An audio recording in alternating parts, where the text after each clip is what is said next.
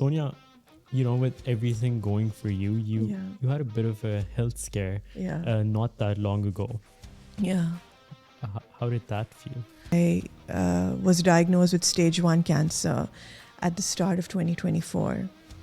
And then after my biopsy, the staging jumped to stage 3 because one cancerous cell was found in one of my lymph nodes. Anyway, got the report and it was like everything just shattered in my face. And I was like, I'm dead. I'm gone.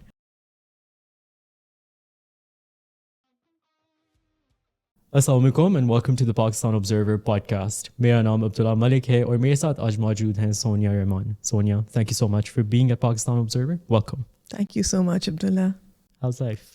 It's good. It's good. Thank you for having me here. Yeah. Yeah. How are you doing these days? How are you feeling? Is life treating you well? It is. It's been very busy. There's just been a lot of work. It's been one thing after the other. And I think which way the world is going, like if you look at it from a macro perspective, everything has kind of like sped up. If we think about technology, like the whole AI thing. And then if you look at what's happening sociopolitically, in the world, even vis-a-vis the genocide that's been happening everywhere. Every country has had something or the other to deal with and to combat. I think on a micro level, it really, there is some sort of, it's so interesting, but I feel it kind of mirrors what's happening in our own lives as well. We're moving very quickly. I just feel at the same time, people are going through a lot. They're having a lot of breakthroughs, breakdowns. Right. They're changing the way they're approaching life, their work, their personal life. It's very, very interesting, Abdullah. Even if you look at your own, I'm sure, like your family members, friends, yourself, your wider circle, haven't you seen a lot of changes happening in their life? Most certainly. I feel like life has just gotten so much faster and it's like no one has time, Yeah. Now, like it's like even if I have to reply to emails, I have to write it down and I'm like, get back to this person and reply to this person because it's just like there's so much going on all the time. But Sonya, tell me, like amidst all of this, how are you keeping yourself sane? Oh, how am I keeping myself sane? That's a loaded question and a really good one at that. That's interesting. How should I answer that? I realized that, there's that saying, to be sane in an insane world is, I don't know, it's something, I'm paraphrasing, it's something to the effect of that's insanity in itself, right? What is sanity, if you really think about it? What is insanity? Because sometimes I've noticed, and I have such a great appreciation now for people who are so eccentric and muphat, jaise kehte hain. I feel that is where sanity is. Jo dil mein aaya keh diya. You know what I mean? I feel that sanity. Do you do that? I've started doing that now.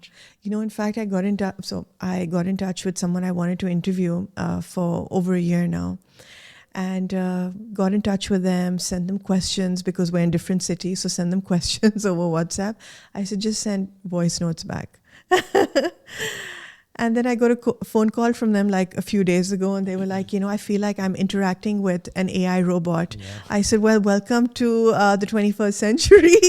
I wish I could jump into my car and drive down to you and have a face-to-face interview, which would be ideal. But this is how it is. And then that individual, was just talking about some of the questions and, spoke in a bit of I would say a little disrespectfully. So I was like, no, the old me, the old Sonya would have let it go and it would have just absorbed into my being. But I said, what did you mean by that? And that's disrespectful, could you clarify? And I didn't know who was speaking, Abdullah. I was like, whoa, who is this? Wow, good for you, Sonya. So I feel that authenticity can also be viewed as eccentricity and nuttiness. Yep. But there's a lot of freedom in that. There's a lot of freedom in that. So, Sonya, tell me, what does a day in your life look like today? The day in my life. Wow. So you wake up in the morning. So yeah, I wake up in the morning and the first thing I do is I start tending to my work emails, which is awful. I feel, and I wanted to laud you about this. Thank you for such open-ended questions. I don't feel pigeonholed. So I feel like this can go any direction. So that's very nice. I realized that, given piggybacking off what I just said, that I start tending to work emails and work messages before even having a glass of water. I realized that in work, particularly, Abdullah, especially given remote work, it has obliterated emotional boundaries with one's clients, with everything, with the world, you know. There are no emotional boundaries. So someone sends you a work message, you are expected to respond. You feel that, right? There's that urgency. It's crazy. Absolutely. And we've all become a bit nutty in that way. We're like, oh my God, have to respond. That's why I feel like there's a lot of anxiety in the world. Right. You know? Yeah. What do you think? I agree. I think, you know, even I have a team. So, you know, there is a developed expectation now that my team will get back to me at whatever hour of the day I message them, which is not healthy for anyone. And, you know, I think it leads to more unproductivity than it does the opposite. So I agree with you. But tell me, what's the day looking like? You know, do you have any habits that you follow? Do you have any particular things that you do on a day-to-day basis? I want to get to know Sonya, and I want to get to know what a day in your life looks like. Done. I'll go down to right the bare bones. So the first thing I do when I wake up, I will check my phone because a client of mine is having an event, a launch of her business. So that's the first thing I do. And if I have to send some messages regarding that, I'll take out 15 minutes to respond. Then what I do, Abdullah, is I will have that glass of water. Finally. On good days, the 2 glasses of water, I will have that. I'll have my chia water, which I've soaked overnight. It's in the fridge, so it's nice and chilled. Great for digestion, great for, you know, gut health, yada, yada. Because you have to think, we've got like something like over 70 trillion living cells within us. You know, keeping us alive. And then we have our organs, we have our, you know, entire immune system, right? So you have to think in terms of you're feeding a forest. I've started thinking of it that way. Have my chia water, and then I will do my 6-point lymphatic drainage massage, which is very simple. It's like basically you take your fingers like that and you do these points over here, and then you work your way down. It takes 5 minutes to do.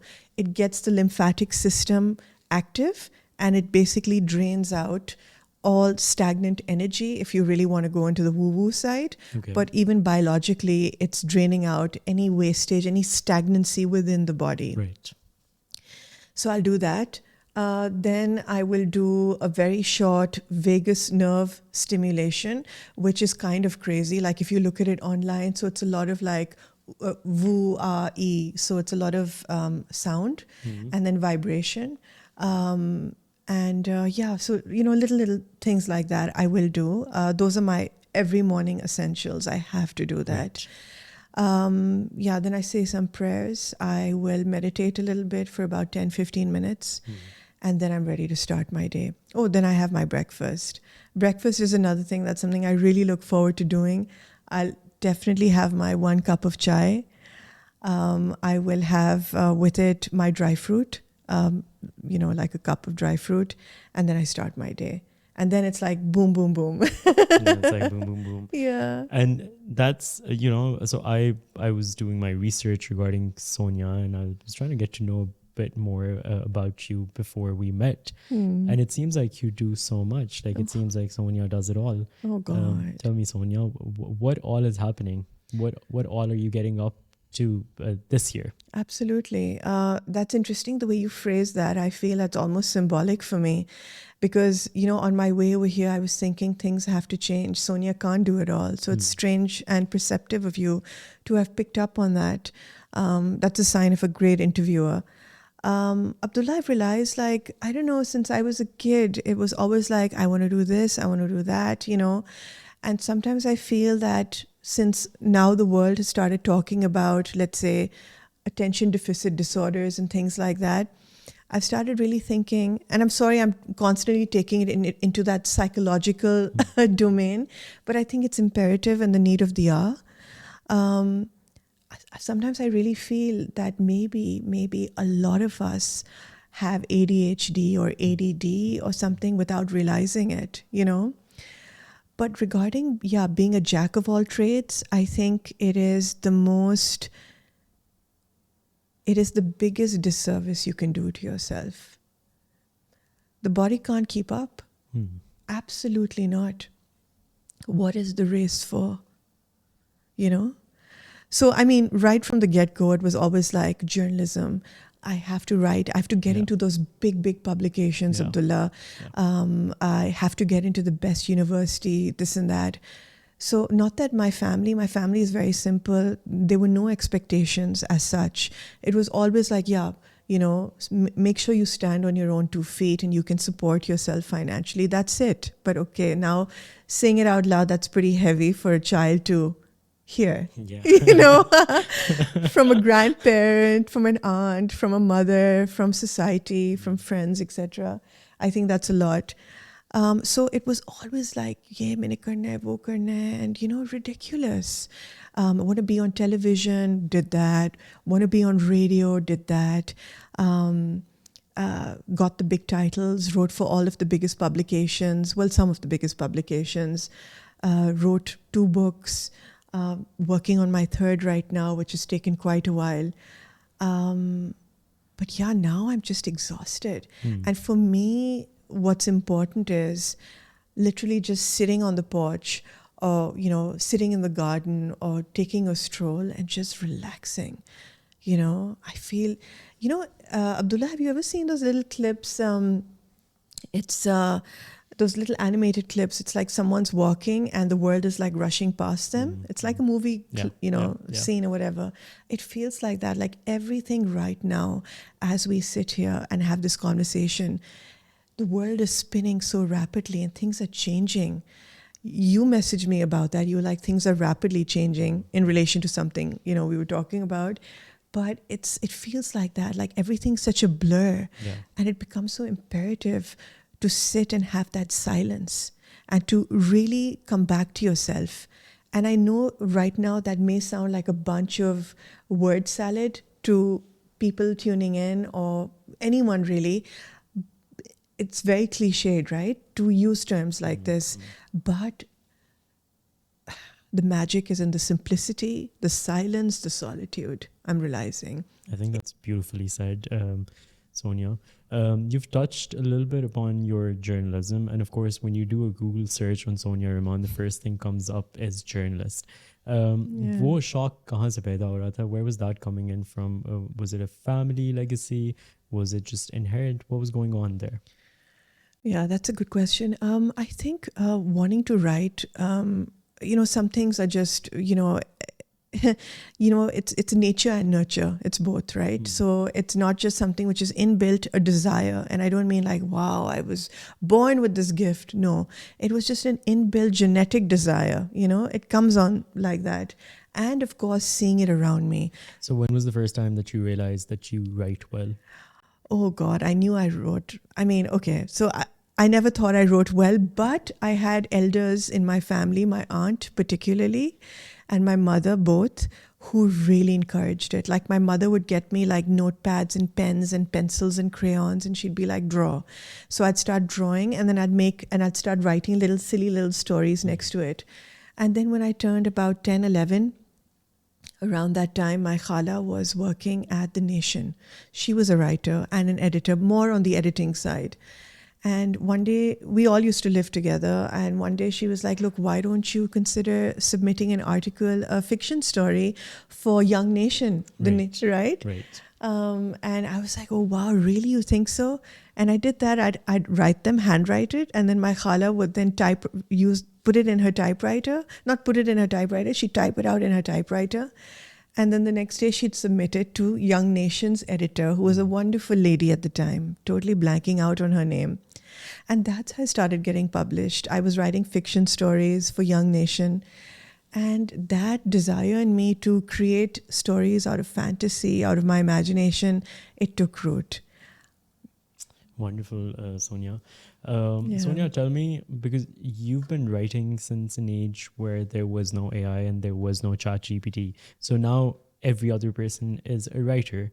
How are things then as a writer? How are things now as a writer? Yeah, that's interesting.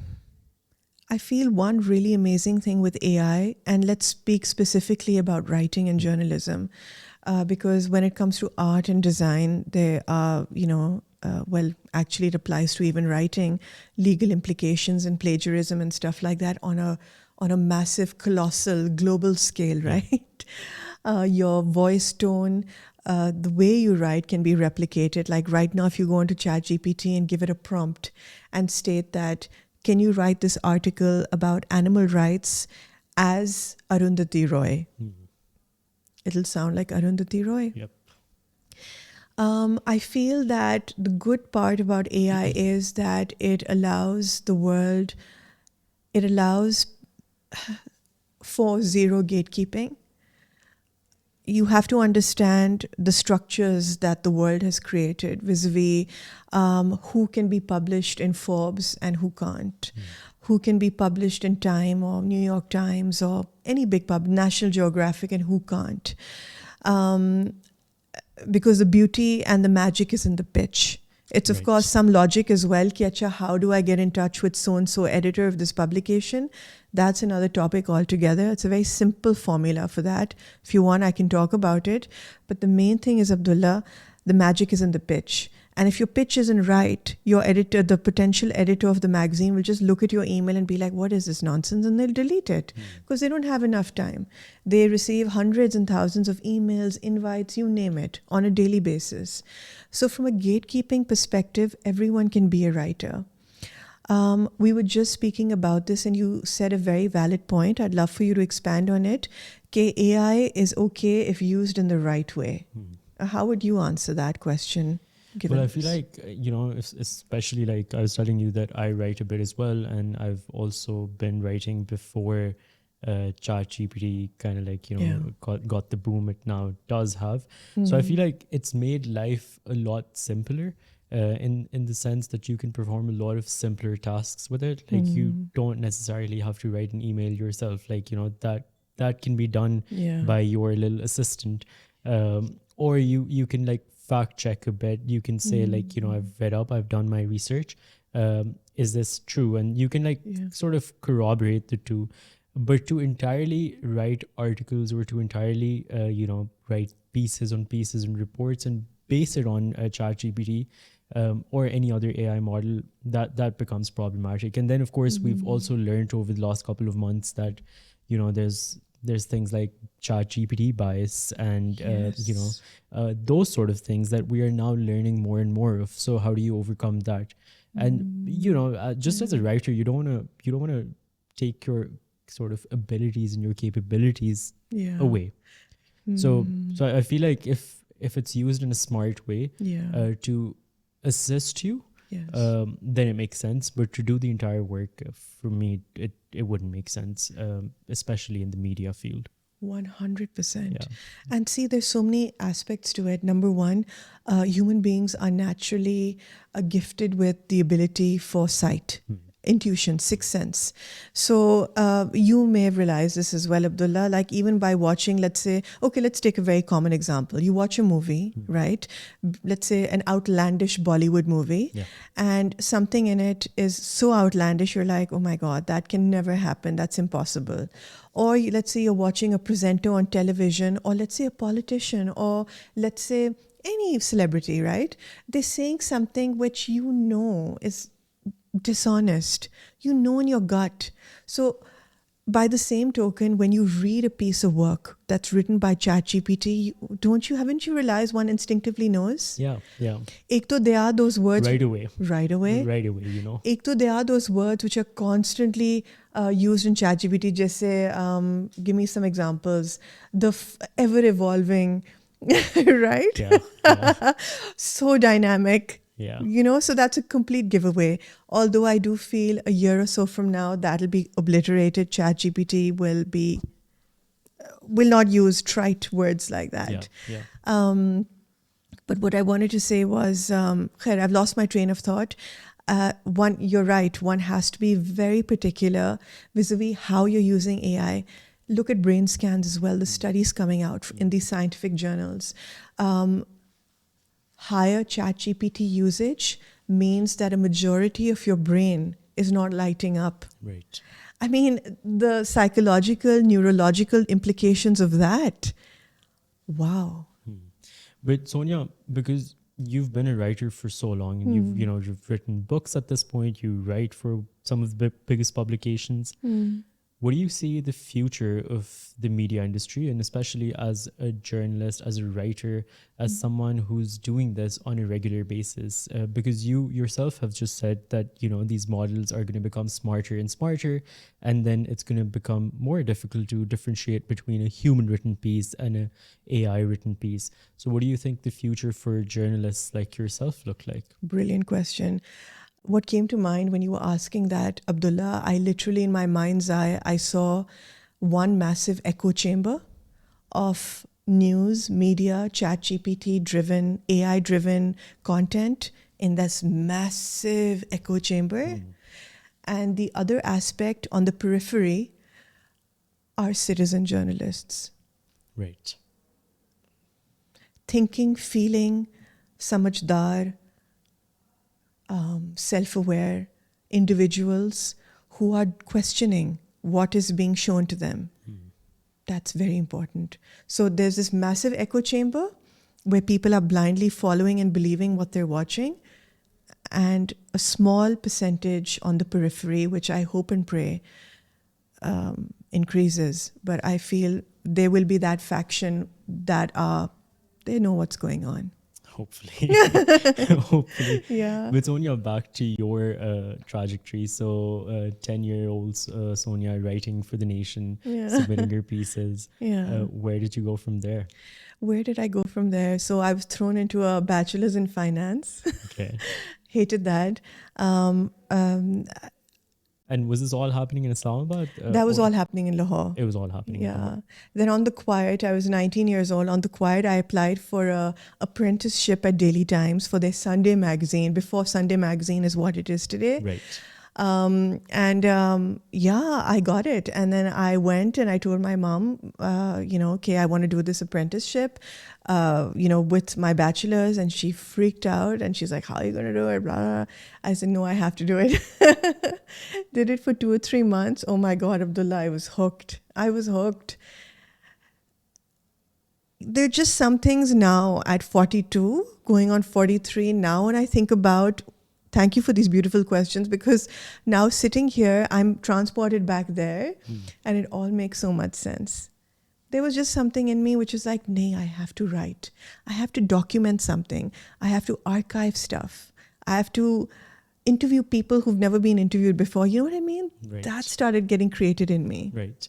And you worked within these bigger sort of organizations. Was there something that was also disappointing? Because, you look at many different publications from the outside, and then when you get in, it's a whole different story. Were there disappointments over there? I think the biggest disappointment for me was when I started working overseas. It was just a 1-year gig. And I was shocked to know, on record, I mean, I really don't care, but I was shocked to realize, and maybe I was super naive, that all these big award shows, they're bought. People buy to get an award. They put money down, and a lot of money. Yeah. And I'm not saying all of them across the board. I don't want to be blacklisted. But yeah, some of the big publications, you'd be surprised. That feeling disillusioned that, wow, being a journalist does not mean fighting for the overlooked and fighting for the underdog. It is also realizing that your pen can be bought and fame can be bought. Interesting. And now it's so common, Abdullah. Look at it now. Now, there's no line, in fact, between PR and journalism. I'm in PR now. I'm in PR now. I mean, journalism, to be a real, true journalist, is a thing of the past. Yeah. Right? I completely agree. So then you come to Daily Times and you've done your apprenticeship there. Yeah. Do you go to college after that, or where did your journey take you from there? Where did my journey take me? Yeah, from there, I mean, the long and short of it is that I was in my 20s and I did a little bit of everything. I joined J. Walter Thompson. I was a content writer, English content writer, did that for a couple of months, started hosting a show at Hum TV. It was an architecture show. I was so young and innocent. I did 7 shows, a great team under Muniza Hashmi's leadership, Salima Hashmi's sister. And Hamara Ghar ke naam se show tha. Did 7 episodes. Did City FM 89. I was hosting a nationwide show.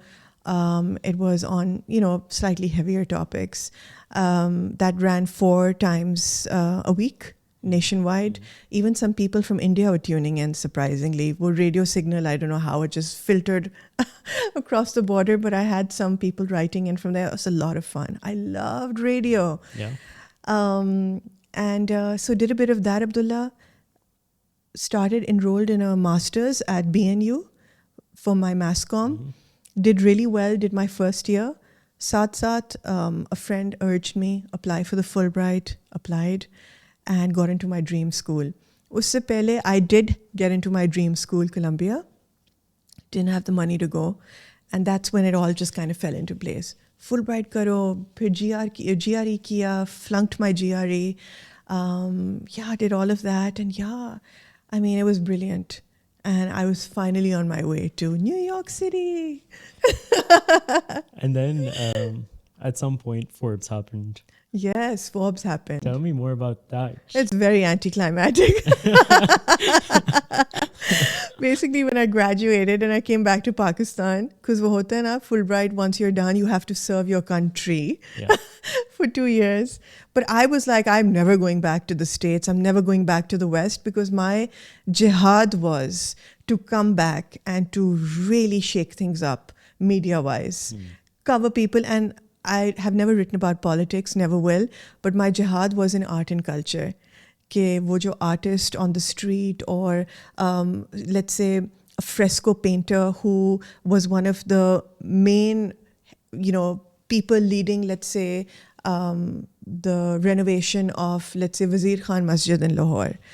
Unko maine interview karna, he's never been interviewed. I was lucky, I did interview him. He passed away a couple of years ago. So that was my thing. My niyat was, okay, I just want to do this. And then my niyat also was, okay, I want to really speak to the youth. Right. Absolutely love young people. And I was like, I have to teach. I want to, whatever I've learned, I want to give that back. Literally, such a cliched thing to say, but it was that. I was like, I want to give back. I was in my late 20s at the time. And one thing led to the other.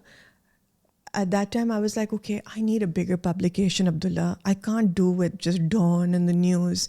I need to write about Pakistanis for a big, big publication. And at that time, I'd heard that one of my class fellows, who I didn't know at all, her name is Jane. I got in touch with her and I was like, she was at Forbes at the time as an assistant editor.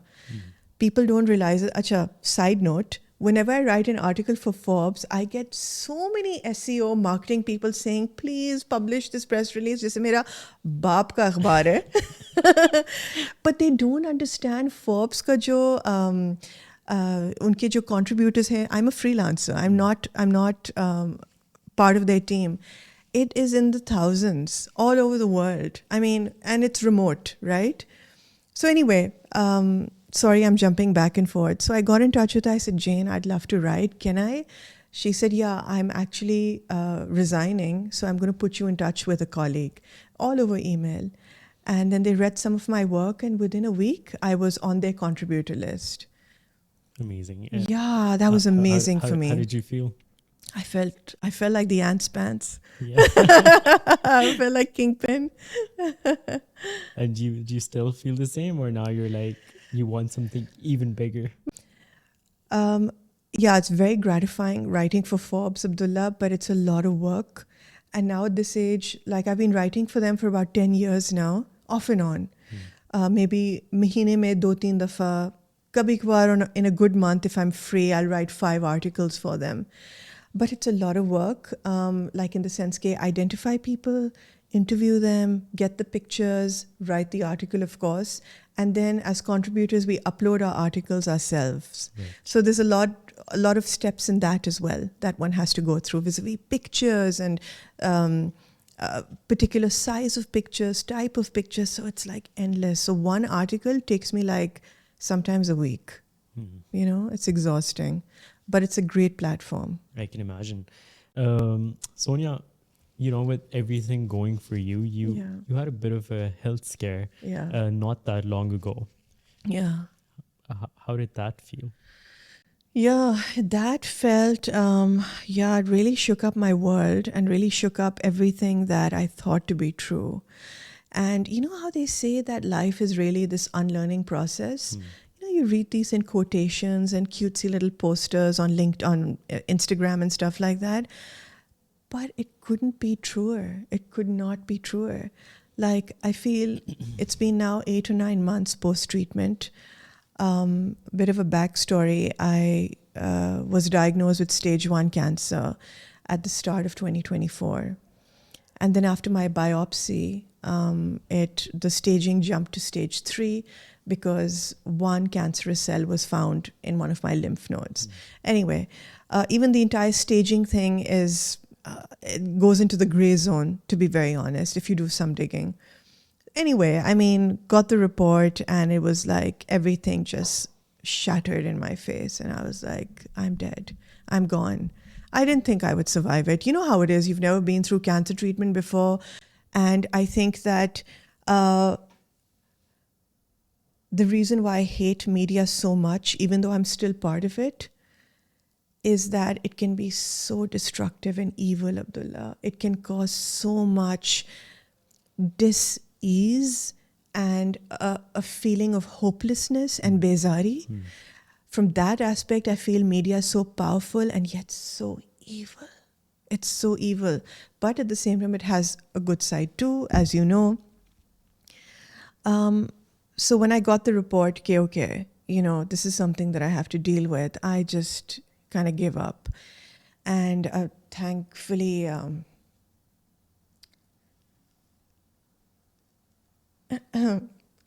sorry.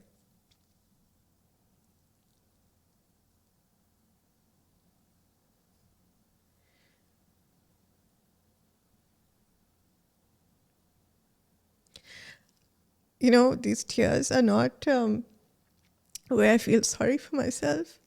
It is, there's so much gratitude, actually. It's not self-pity at all. And that's why I was mentally rehearsing in my head, Abdullah, that I don't want to cry on a podcast like just about everyone does when they talk about something like this. But these tears are gratitude for people around me, strangers as well in the hospital.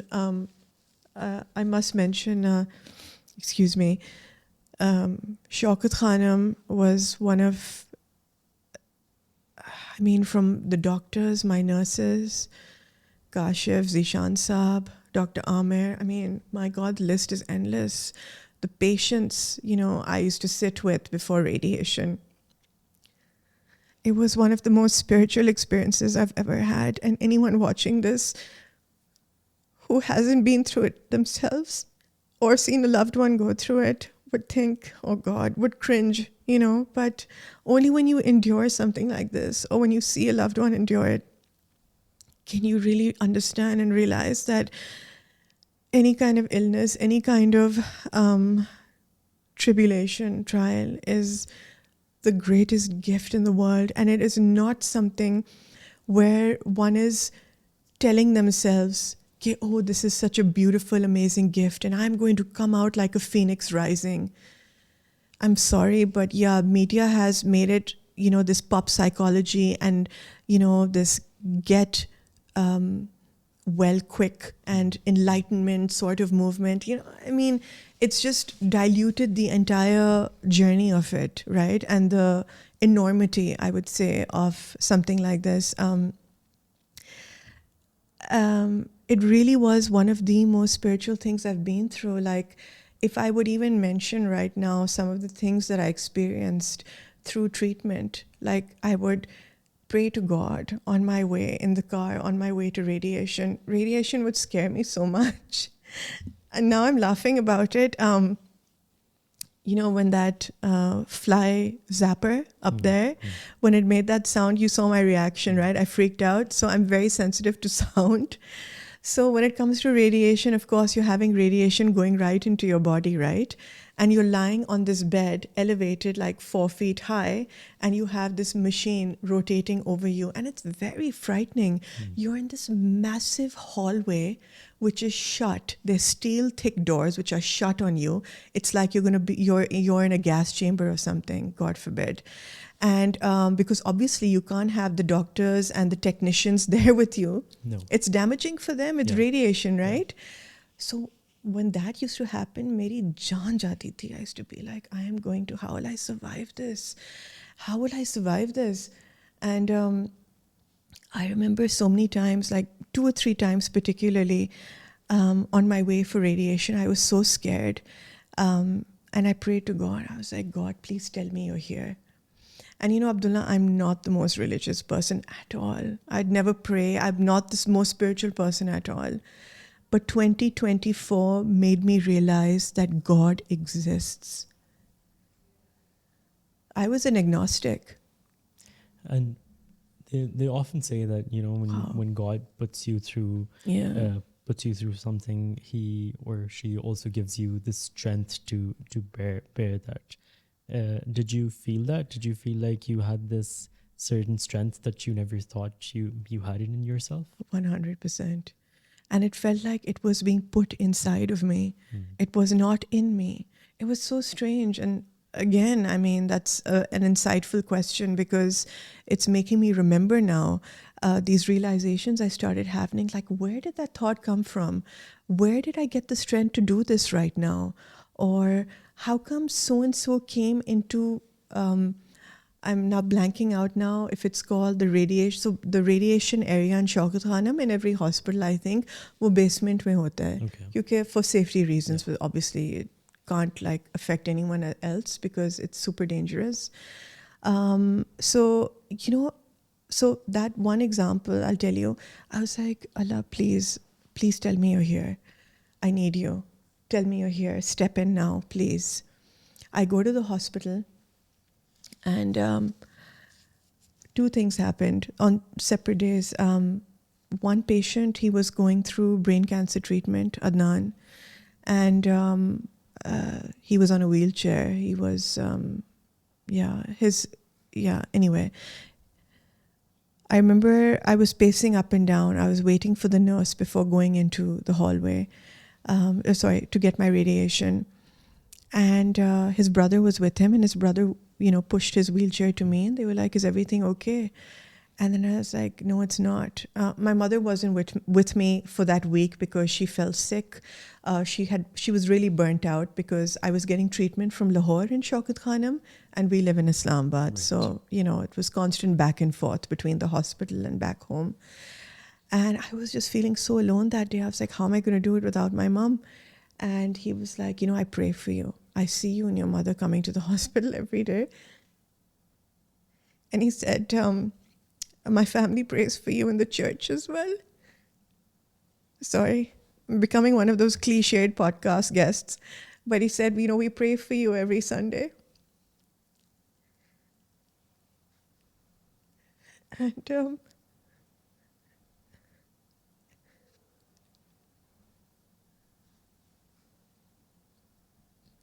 it was so easy to have radiation that day. I'm so sorry, I'm crying. No. We can take So there were like little things like that, Abdullah. And if there's one thing that I really want to put forth is, especially in these very dark times, like what we have witnessed as a human species, as a human race, is not normal. We have witnessed on our phones a genocide taking place. I mean, even much before that, we're exposed to so much cruelty and evil on a daily basis, right? That I feel it's so imperative for people who have a voice and who have a platform to speak, to tell the world, or even if it's just one person who takes something away from this, it is that you are heard and you are held. For sure. 100%. God doesn't just bring us into this world and it's like, okay, it goes beyond a single player game. Yes, the world is a simulation. This is all Maya. It's a fact. It's all a dream. It's a fact. But you cannot imagine how powerful the light is for each human being within and around us. Thank you, Sonya. Thank you for sharing that. Sonya, I just want for you to also tell people, like, of course, there are certain health checks that one should do. Yeah. What have you learned? What can one do to sort of not prevent, but just like, catch things a bit early, be sure everything is okay? What have you learned in your experience? No, I completely agree with you. Actually, that word prevention is very important. So, Abdullah, during treatment and after treatment as well, I have done a very, very deep dive, and I continue to do a deep dive vis-a-vis how did I get cancer? How could it have happened? The whole why me thing went out the window because why not me? It can happen to anyone, right? But I was definitely... I was definitely going down a very dangerous path. I was very depressed. I was very hopeless. I had hit a brick wall in each and every way, in my professional life, in my personal life primarily. Things weren't working out the way I wanted it to. And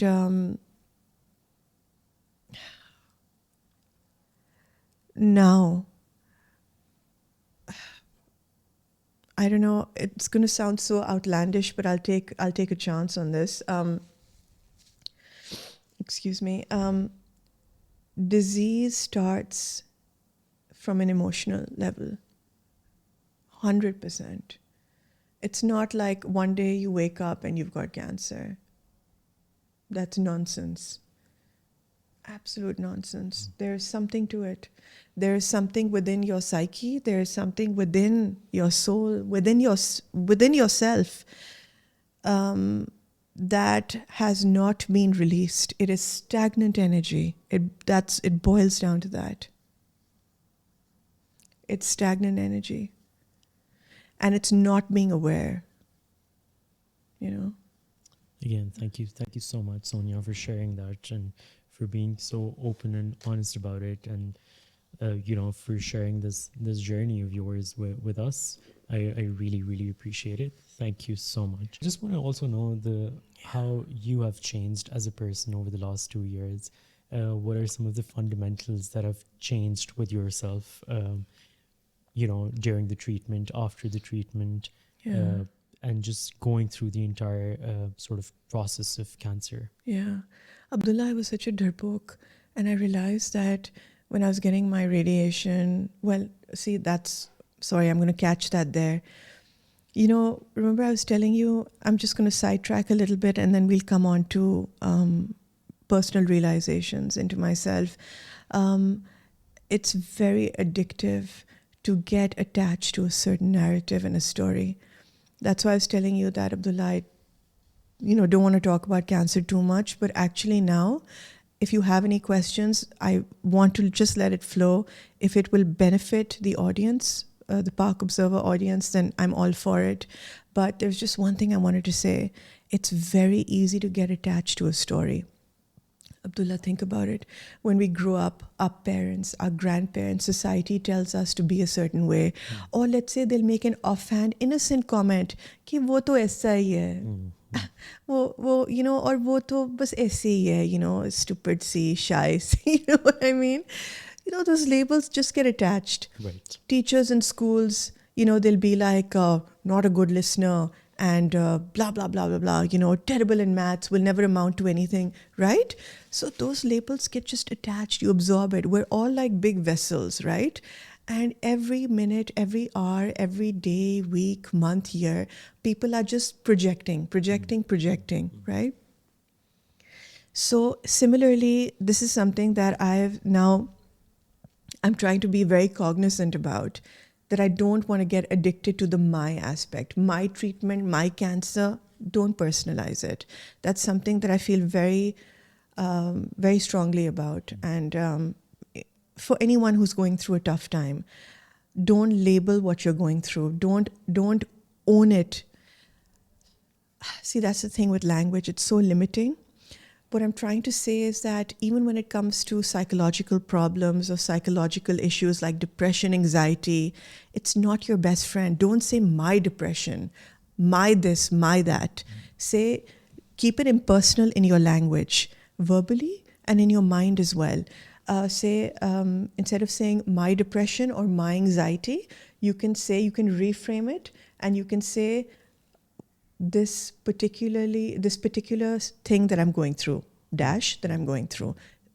Make it impersonal, right? Don't let it stick to you. Because what you're letting stick to you, these words carry energy.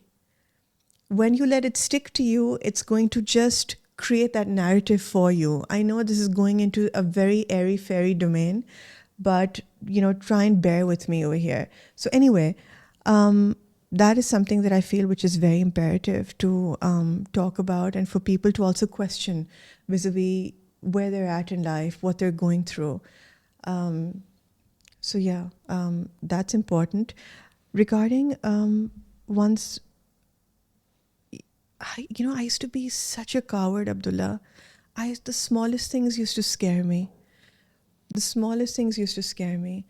I have issues even till today.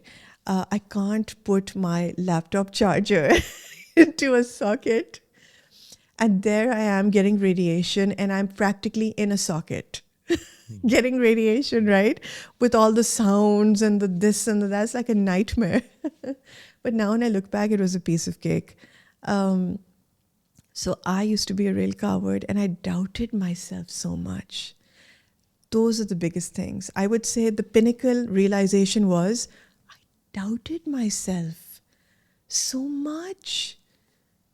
Like they say, you always think you were fat when you were blah, blah, fat, overweight, or not good looking, whatever. Yeah. And then you see those pictures when you were that age, and you're like, wow, I'm not bad at all. So it's like one of those things. It's like, oh my God, where is this coming from? Like, how did I even allow myself? It's that aspect of self-betrayal. How could I betray myself? That is a wake-up call. It's a bit of a mindset shift, as you said in the start. What about like on a day-to-day basis? Like, have you made some active lifestyle changes as well after treatment?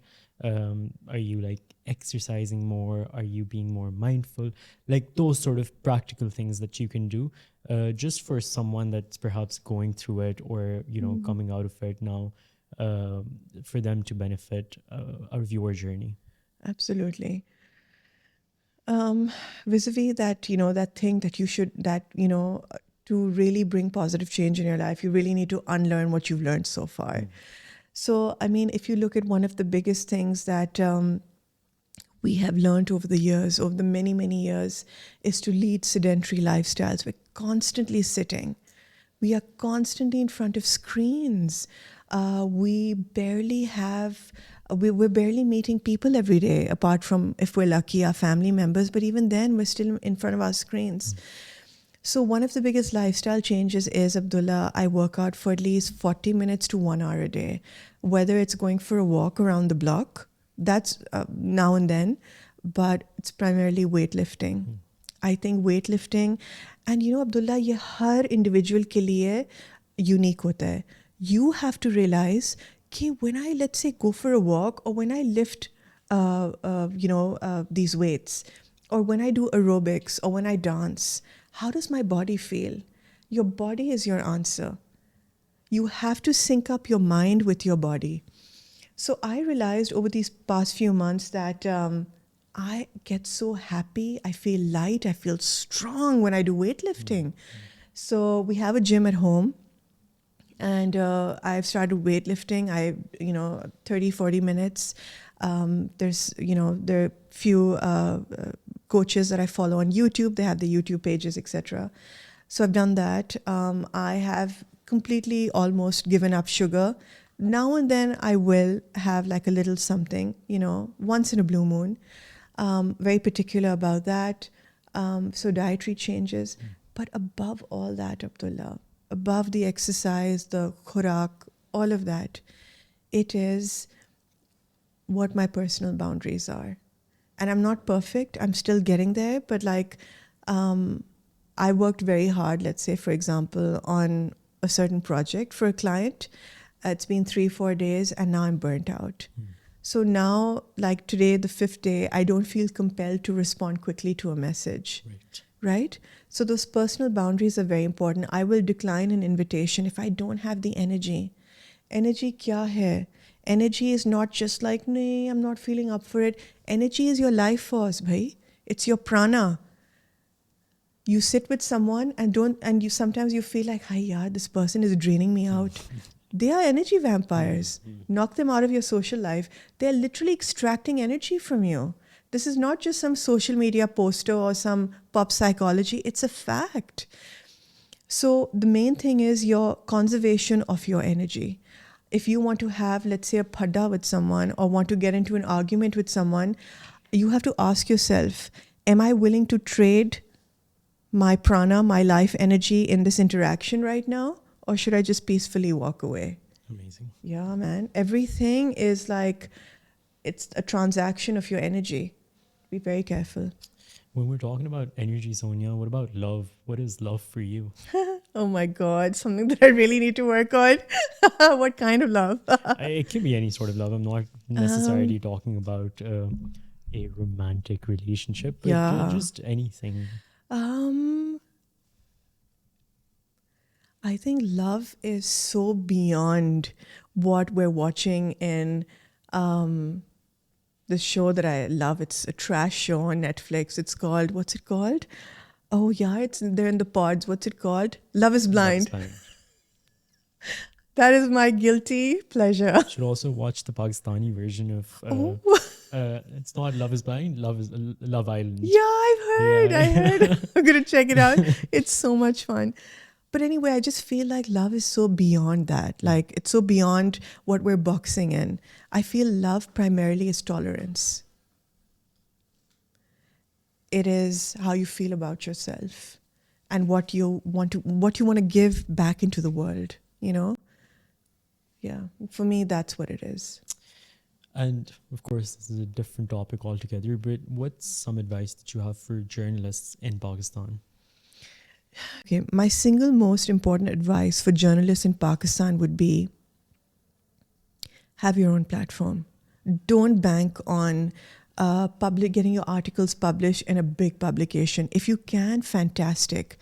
But don't let your entire self-worth go into being published or being on screen on a certain TV channel, or you know what I mean? Your self-worth, because look at it this way, Abdullah. There are websites out there. There are blog platforms. I don't know what they're like now, but I mean, in my time, it was like WordPress.com and Blogspot and things like that. But now you have social media. You can just record videos and, put it up on Instagram, put it up on LinkedIn. Use your platforms, develop them. Go back to what the original influencer was. Let's not talk about beauty and lifestyle influencers. Unka kaam, maybe it's great. It's fantastic what they're doing. They're earning well, all of that. But from a journalistic point of view, from making people aware of the truth and providing an unbiased narrative, use your social media platforms. It's free of cost. The only thing you'll have to do is develop your personality, develop the way you speak. Because now I feel audiences want someone they can resonate with. They don't want the filters. They don't want someone perfect. They don't want a perfect script. Yeah. They want real and raw. That's it. Sonya, are you a feminist? Good Lord. I'm a feminist. I'm a everything, man. Everyone deserves love and tolerance. It's not, I'm not going to raise my pitchfork and be like, yelling the screen down. Yes, I am all for women's rights. I mean, for God's sakes, my mother was a single mother. She's been through the ringer in Pakistani society way back in the 90s. It used to be very, very difficult for working women to earn a living without judgment. But, yeah. So I believe in equal rights for everyone. Everyone. Yeah. Sonya, when you look back at you said 42 years of journey, what's something that you're the most proud of? Coming out of 2024. That's my biggest accolade. 100%. Do you have any regrets? My biggest regret is I'm the biggest love of my life. Me. I'm my own best friend. What I eat in a day, what I speak, what I hear, what I consume, how I move in the world, I'm my biggest love story. You are your biggest love story. That's it. Anyone who's there, who wants to be with you is, wow, that's the cherry on top. Wonderfully said. Sonya, your book, Wolfie, is surrounded around animals. That's correct, right? Yeah. So I suppose you have a certain love for animals. Love them. Where is that coming from? Because, of course, our society treats animals a certain way. And I want you to shed some light on that, where your love comes in from and why we treat our animals the way we do. I feel like there's no exposure to animals, Abdullah. I mean, that's the long and short of it, in the sense that there's just this thing then, ke dogs are palit. I love dogs. So I love all animals, but dogs particularly have a very soft place in my heart. I've got 6 rescue dogs of my own who were we rescued when they were puppies. They were near death. I just don't feel like even in our educational system, there's no exposure to animals. So there's now that mindset now, they are dangerous and ye wo. And yes, of course, rabid dogs is a real thing. Hamare muashre mein, I mean, rabies cases are horrific. But by the same token, I mean, there are a whole host of other issues out there that other animals have as well. Why are we just fixating on dogs? Why, right? Why do we demonize them so much? They are the most loyal animal in the world. I mean, it's even in our religion. You have to be empathetic to all species. You have to be gentle and, it's all tied in. It's all tied in even with our beliefs. But I don't know where this narrative has come from. But I feel that narrative, Abdullah, is shifting. You have people like the Aisha Chundrigar Foundation. You have people like Todd's Welfare in Lahore. You have so many others around the country. From a small scale or a big scale, they are working round the clock. But I would say Aisha Chundrigar is the ED for animals. What she has done, no one could have ever done for this country. So she has shifted it. And I've seen so many young Pakistanis launch their own animal welfare organizations after ACF. Definitely. What's next for Sonya? What's coming up? What's the future looking like? Oh, relaxation. I just want to be on a beach and I want to write and I want to just chill. Sonya's going to chill. That's it. Gonna chill. On that wonderful note, thank you so much for being at Pakistan Observer, Sonya. Thank you for your time, for your honesty, and for opening up so wonderfully. Thank you. Thank you.